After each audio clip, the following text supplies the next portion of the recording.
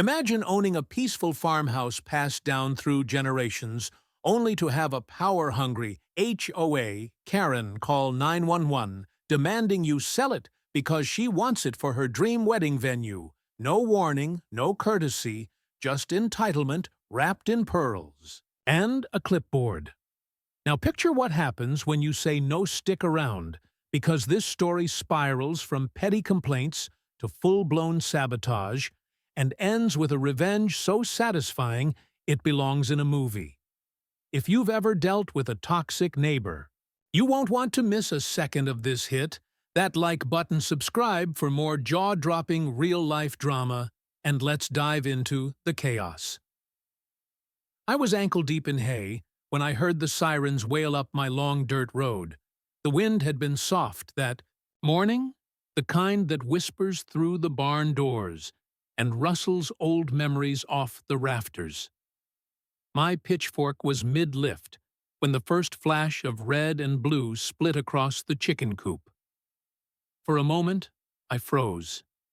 Dust on my palms, sweat on my brow, and that sharp knot in your gut that tells you something is off before your brain catches up. I dropped the fork and stepped out into the sunlight.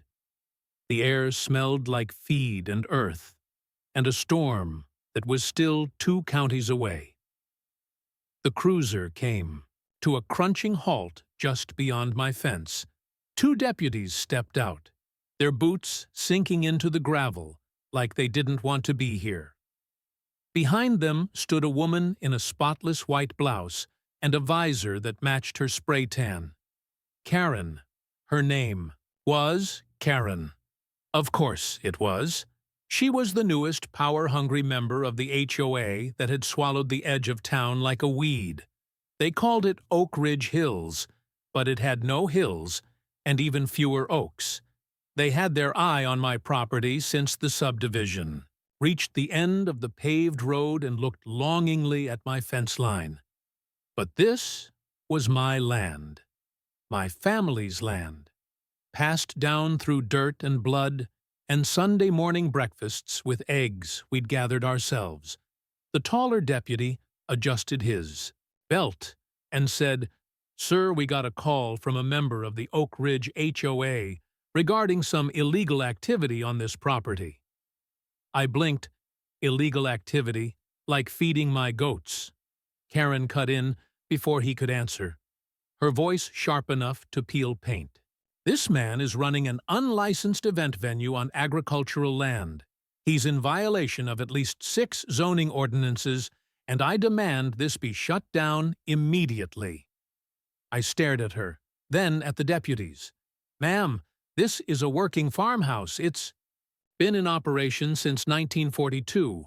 I grow tomatoes." "Not tiaras," Kerren huffed. She actually huffed. "That barn would be perfect for my niece's wedding. And this entire property is an eyesore to our neighborhood aesthetics. It lowers the value of everything around it. You need to sell this place. We're planning to rezone it for community use." My heart thumped in my chest. Not because I was scared, but because I hadn't heard someone talk about my home like it was a strip mall. This house was built by my grandfather's hands. Every nail in the floorboard was driven by a man who survived a war and came home to build something that would last longer than himself. My grandfather's picture still hung over the fireplace, wearing the etordihi, same tired smile he had the day he raised the last beam into place. I stepped forward. "I'm not selling. This land isn't part of Oak Ridge. Never was. Never will be." Kerren's eyes narrowed. "You'll change your mind. Everyone does. Or they get forced out." The deputy coughed awkwardly and looked at his notepad like it might save him. "Sir, just to clarify, do you currently host events of any kind? Weddings, parties, gatherings that charge admission?" I looked him dead in the eye. "The only guests I get are feathered, and none of them pay rent." He almost cracked a smile. Almost, Kerren didn't. She whipped out a folded paper, waved it like a declaration of war. I have here a petition to begin a community beautification project. Step 1 is removing non-compliant structures like that disgusting barn and the collapsing shed. You have until the end of the month to vacate, or the HOA will seek legal removal. The barn she pointed at was worn, but solid. The same one that sheltered my father during the worst winter on record. The same one that hosted our first Thanksgiving after my mom passed. It wasn't just wood and nails, it was a memory, a line in the dirt. I wasn't going to let anyone erase. I crossed my arms. This land is registered outside. The HOA. You can send all the papers you want. It's not happening. Kerren's smile turned icy. I've already called the county zoning office. By the time I'm done with you, this entire place will be condemned and sold at auction. The deputy put a hand gently on her shoulder. Ma'am, maybe we should step back and let the county handle this. This is more of a civil matter than criminal. Kerren didn't move, didn't blink, just stared at me like she was already imagining the floral centerpieces. On my porch, she whispered, You'll regret this. And then she turned, marched back to her SUV, slammed the door hard enough to scare the chickens. The deputies lingered for a moment. One of them gave me a look that said, I'm sorry, man, but this woman has claws. And then they followed her down the road, dust trailing behind them like the end of a bad omen. I stood there in the silence, my boots in the dirt, my barn behind me, and something in my chest twisting like barbed wire. This wasn't just a neighborly spat. This was war. And Kerren had just fired the first shot. But she didn't know me, didn't know this land, didn't know what I was capable of when someone came after the only thing I had left of my family. She thought she could scare. Me, she thought wrong. The letter came 3 days later, certified mail county seal on the envelope like a threat dressed in gold. I opened it with hands still stained from pulling weeds out by the fence line. My goat Daisy bleated behind me like she could sense the tension in my shoulders. It was official. A zoning violation, citing improper land use, failure to comply with subdivision appearance standards. The language was all legal and stiff, but the meaning was clear. Kerren had followed. Through on her threat, I sat on the porch and read it again. Then once more, each word digging in deeper like thorns, I could see her smug face behind every sentence. Her visor tilted just right, her lips curled in that patronizing smile. She wasn't trying to rezone the area. She was trying to erase me.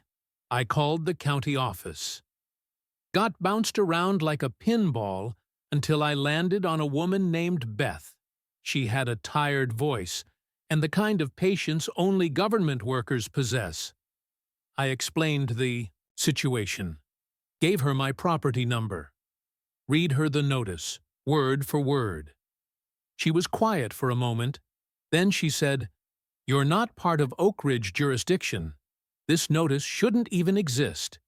Sounds like someone pulled some strings? They don't. Have, my jaw clenched. Can I fight it? You'll need to show up in person. Appeal it before the next board meeting. Bring your deed. Any documents showing your land predates the HOA. I thanked her and hung up, fury curling in my gut. Kerren wasn't. Just entitled, she was dangerous. She'd managed to twist the system to conjure a paper war. From thin air, I made copies of every paper I had.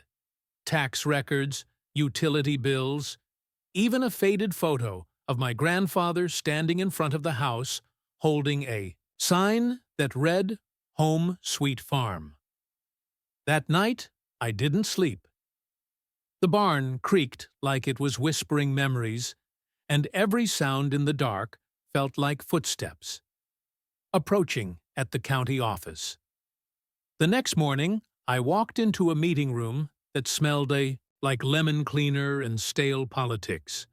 Kerren was already there, wearing pearls, smiling like she owned the building.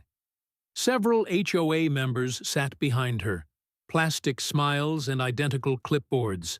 She turned as I entered and said, "Oh, you did come.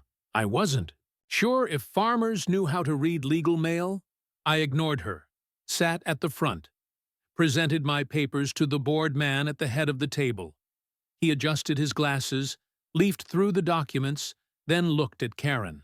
"Ma'am, this property lies just outside your HOA's boundary lines. Your petition has no legal standing here." Kerren didn't flinch, didn't blink. Instead, she slid another paper forward. "A new proposal. We're requesting the county reassign the zoning to bring him under our jurisdiction for the good of the community. We've already spoken to 3 developers interested in transforming the site into a community center and wedding venue, with a rustic aesthetic, of course." My blood went cold. She wasn't giving up. She was escalating. Her voice turned sweet, like syrup poured over poison. The entire neighborhood would benefit. This eyesore of a property doesn't align with our values.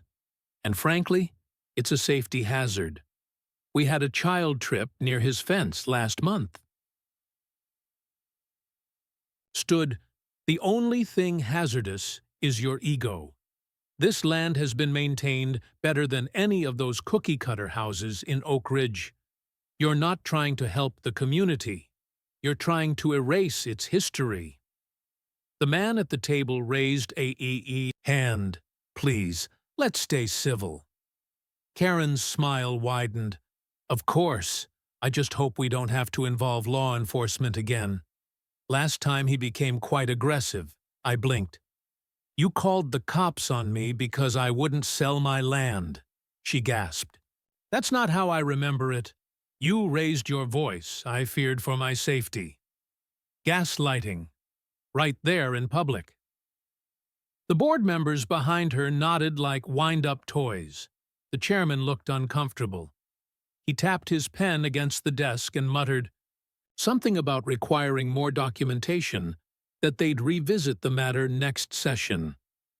Outside the building, I caught up with Kerren in the parking lot. The heat bounced off the asphalt like a furnace. I stopped in front of her car. "You think you've won?" She slipped on her sunglasses. "I don't think I know you're one man clinging to a broken past. I'm offering a future. Your future doesn't include me. It doesn't have to. But it will include this land, one way or another." She got in and drove off, leaving the stink of entitlement behind her like burnt rubber. I stood there for a long time, watching the dust settle. The courthouse flag flapped in the wind above me. But all I could think about was how this wasn't over. Kerren had money, connections, and a vision that painted over anything that didn't match. Her palette, she would keep coming, chipping away at the foundation, until nothing was left. But I had something she didn't. Roots deeper than paperwork, older than zoning codes. And I wasn't about to let someone like her pave over. That I walked back to my truck, mind already working. Turning over ideas like soil before a planting, Kerren had brought this to the public, tried to weaponize appearances and play the victim. It was time I stopped defending. It was time I started planning. I started by cleaning the barn. Not just a sweep and a rinse. I scrubbed it top to bottom, oiled the hinges, replaced old boards, hung fresh lanterns. I wanted it to shine. Not because I needed it to, but because I knew Kerren would hate it. Next, I printed signs. Hand. Painted lettering, local farm tour, free samples. One day only I posted them at the diner. The feed store. Even slipped one onto the HOA bulletin board late one evening, under the cover of darkness. Then I called in favors, neighbors who still remembered. My father. Old friends with small businesses. A beekeeper. A baker. A woman who crocheted dish towels with farm animals stitched into them. They came with baskets and tables and folding chairs. And when the sun rose, Saturday morning, the yard buzzed. With laughter and clinking mason jars, the barn doors were flung open. Inside were jars of jam, bales of hay stacked into benches. A small folk band strumming in the corner. Kids played tag between the pens. Goats bleated happily. The smell of cinnamon and fresh earth filled the air. It felt like the kind of joy you can't fake. The kind that comes from something real. I wore my oldest boots, the ones with the soles nearly worn through, and a shirt with the sleeves rolled up to my elbows.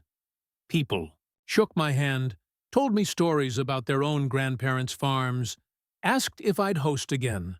Next month at noon, I spotted Kerren. Of course she came. She stood at the edge of the property in that visor. Sunglasses perched like a shield. A clipboard. In hand, she watched with a twisted smile like she was already counting violations. She stepped past the gate without asking, clicked across the dirt like she was walking a red carpet. Hosting events again. I see violations stacked on violations. Turned to her.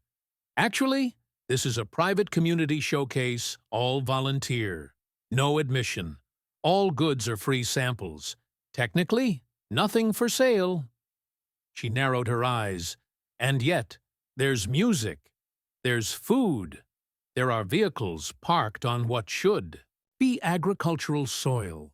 I smiled. The soil is still growing onions behind the barn. This is one day, one gathering.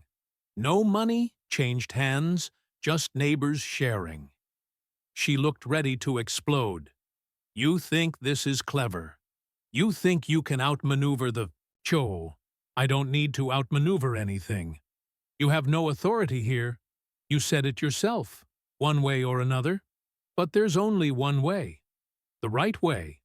And I'm standing on it?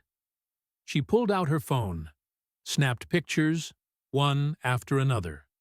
Her finger, a blur on the screen. Enjoy your little party. I'll be forwarding this to the zoning board, the health department, the fire marshal. Someone tapped her shoulder. It was Sheriff Lang. A man with hands like shovels and a voice that sounded like it. Had been marinated in black coffee and diesel fuel. He tipped his hat to me, then turned to Kerren. Afternoon, ma'am. We've had some complaints about you trespassing again. You mind stepping outside the property line while we have a word? Kerren stiffened. This man is in violation of every code imaginable. This entire event is a disaster waiting to happen. Lang raised a brow. Ma'am, I've walked the whole site. No codes broken, no laws ignored. Nothing illegal here. Just a bunch of folks enjoying. A sunny day. I'd suggest you let it go. She fumed, her fingers twitching at her sides. This is not over. This is my neighborhood. My jurisdiction. Lang didn't blink. Funny, last I checked, this patch of land still belongs to the Thompsons, and he's not breaking a single thing. Kerren looked like someone had slapped her with a pie. She turned, stormed out past the gate, sputtering threats and curses that melted into the wind. The sheriff watched her go, then clapped a hand on my shoulder. You keep Doing what you're doing, let her wear herself out. Folks like her always trip on their own pride. I nodded, but I wasn't smiling. Not yet, because I knew Kerren. This wouldn't stop her. She'd escalate again. She was losing control, and that made her dangerous. That night, I checked the cameras I'd installed. Tiny ones tucked into birdhouses and fence posts, the kind that streamed right to my phone. And there it was. At 2 in the morning, a figure slipped through the gate, flashlight in hand, Kerren poking around, taking photos, peeking into the barn, opening feed bins.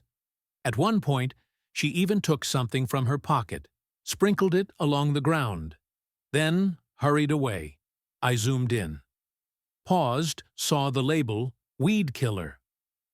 The next morning, I found the spots, burnt patches of green chickens refusing to go near them. My blood turned to stone. I printed stills from the footage, dated and time-stamped, then filed a police report and called an environmental inspector. They came, took soil samples, confirmed. It deliberate contamination, an attack on my animals. My land, that was the final straw Kerren had crossed from nuisance to criminal. And now she had finally given me something she couldn't charm her way out of. I sent the footage to the county board, to the sheriff, to the local news, and then I waited. The phone rang the next day. It was the sheriff. I knew the tone in his voice. This wasn't just another call about an incident report or a minor complaint. This was different. Serious. Get down to the station. We need you to identify something. I didn't ask any questions. Just grabbed my jacket and keys. The air was thick with a storm brewing in the distance. A hum in the sky that felt too heavy. I could feel the tension in every step as I drove to the station. The town felt smaller today, more suffocating when I arrived. Lang was waiting for me, his hands still big as ever, but his face was drawn tight. Like he'd been through more than he was letting on. You got something for me. He led me to a back room, a small office with one cracked window. And there, on the table, a small evidence bag. Inside was a plastic container filled with something green. It looked like nothing more than a pile of dust. But I recognized it immediately. The same chemical smell I'd picked up when Kerren had sprinkled it around. My land. I swallowed hard. What is it? I asked. He sighed. We had an anonymous tip-off last night. Came in with a picture, Kerren's name written on it. She was in a local store buying large amounts of the same herbicide, the same stuff that showed up on your farm. I leaned in, studied the bag again. It was the same brand. Same label, I had no doubt. You think she's been doing this to other farms? Could be, Lang said. But it's not just the weed killer. We also got word from the environmental inspector. Your chickens are poisoned. Herbicide exposure. I felt the ground beneath me tilt, my animals, the ones who'd been part of the joy of this place, the heartbeat of my farm. She'd gone too far. I looked up. Then what happens now? Lang slid a folder. Across the table, inside were copies of Kerren's store receipts, pictures from security cameras, and finally, a statement from the environmental inspector, concluding that Kerren had intentionally poisoned my land and that the damage to my animals could be irreparable. She's not getting away with this, Lang said firmly. Her actions have moved beyond petty zoning disputes. We've got the evidence she's facing felony charges, but I knew it wouldn't be that simple. Kerren was rich, and she had a way with words. She'd twist the facts, bribe someone, or play the victim. She'd try to talk her way out of this. The thing was, she didn't know how deep the hole had become. And I had a plan that would make her wish she'd never crossed me. I waited for the right moment. The next HOA meeting, the one she was always sure would go in her favor, this time would be different. I wasn't just showing up to defend my farm. I was showing up to bury her. The room was packed. The usual suspects sitting in their neat little rows. Kerren at the front, her clipboards ready, her smile still perfectly rehearsed. She didn't see me walk in, but I saw her. I stepped to the front of the room. The room grew quiet. A few murmurs, then silence. I held up the evidence bag, the same weed killer. And then I laid out the receipts, the video footage, the pictures of Kerren trespassing, the police report, and I watched her face change. First a flicker of confusion, then realization. Finally, "Fear, you've been poisoning my land," I said, "endangering my animals, trying to destroy everything I've worked for." "For what?" She tried to speak, but the words caught in her throat. Her hands shook. I could hear the faint tremor in her voice. "That's not what happened." "You didn't think I'd find out," I continued. "You didn't think I'd notice. You thought I'd let you bury me under your lies. Well, this time, you're not walking away." The room was silent. No one spoke. No one breathed. Even the usual supporters of the HOA sat back, eyes wide watching as Kerren faltered. Lang stepped forward, his voice steady. "We have everything we need. Kerren, we've got you dead to rights. You're facing charges for this, and you'll be held accountable." She looked like she might crumble right there. But she didn't. Instead, her face turned hard cold, and she stood up, wiped her hands against her pants, like she could wash away the guilt. Then she turned and walked toward the door, with that same arrogance, like she still held the power, but the room didn't move with her. No applause, no whispers, just the thudding silence that was louder than any victory. I stood there for a moment, taking in the stillness, the shock. Then I turned to leave, feeling lighter, like the weight had finally been lifted from my chest. But just before I crossed the threshold, I heard it. Kerren's voice, weak but sharp. "You think this is over? You think you've won?" I paused, turning slowly. "Yeah, I do." The door slammed behind me, and the world felt right again. The storm that had been hovering above us finally broke, and with it came the clarity that sometimes justice doesn't need to be loud. It just needs to be true. The next day, I stood outside my farmhouse, watching as the sun dipped low. My goats grazed quietly in the field. The barn smelled like hay and fresh air. And for the first time in a long while, I felt peace. Kerren was gone, and I had everything I needed to rebuild. Not just my farm, but the respect that had been stolen from me. No more lies, no more threats, just the land and the people who truly mattered.